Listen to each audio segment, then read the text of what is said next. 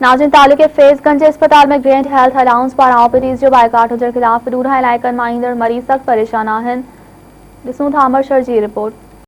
असां मौजूद आहियूं हींअर रूरल सेंटर फैज़गंज में, जिथे अॼु चौथे ॾींहं खां वठी मुकमिल जेको ओपीडी जो बाइकाट कयो आहे। एहतियात डॉक्टरनि जो जेको आहे पंहिंजे जाइज़ मुतालबनि जे लाइ लगातार हले पियो, पर 4 ॾींहंनि खां मुकमिल ओपीडी बंदि कई वई आहे, जंहिंजे करे हिते ईंदड़ तालुके फैज़गंज जे पूरे नंढनि वॾनि ॻोठनि ऐं शहरनि मां ईंदड़ जेके दवा दरमल जे लाइ गरीब मिस्किन माण्हू आहिनि, उहे परेशानी दरपदर आहिनि। अचो त हुन सां ॻाल्हि ॿोल कयूं था त उन्हनि जो छा चवणु आहे। असां बस सुबुह लाॻो आया आहियूं, असांखे न को दवा मिले थी, न को असांखे डॉक्टर खिलूं था कनि, टोकूं था कनि। असांखे छा मसइलो आयो?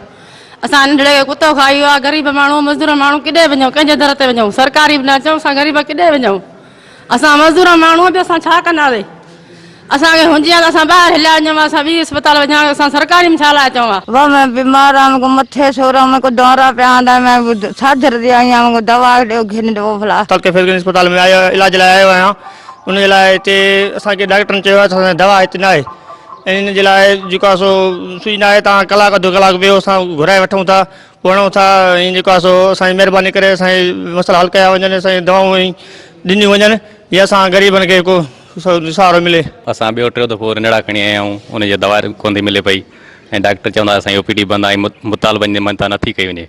पर महिरबानी सिंध गवर्नमेंट खे असां अपील की हुन डॉक्टरनि खे दवा ॾिनी वञे। हे चवंदा दवा कान्हे का, असां कहिड़े पासे वञूं? आख़िर न दवा थी मिले, न मेडिकल आहे, न छा स्टाफ वांदा वेठा आहिनि, छा कनि आख़िर? ही बि तव्हां रूरल सेंटर फैज़गंज में आयल मरीज़नि जूं ऐं पैरा मेडिकल स्टाफ जेको उन्हनि जूं ॻाल्हियूं ॿुधियूं। हिननि जो चवणु आहे त जेको आहे सो डॉक्टरनि जा जेके जाइज़ मुतालबा आहिनि उहे पूरा कया वञनि, जीअं असांखे बि जेको आहे सो ओपीडी खुले ऐं दवा मिली सघे। अमरशर, मेरान टीवी, फैज़गंज।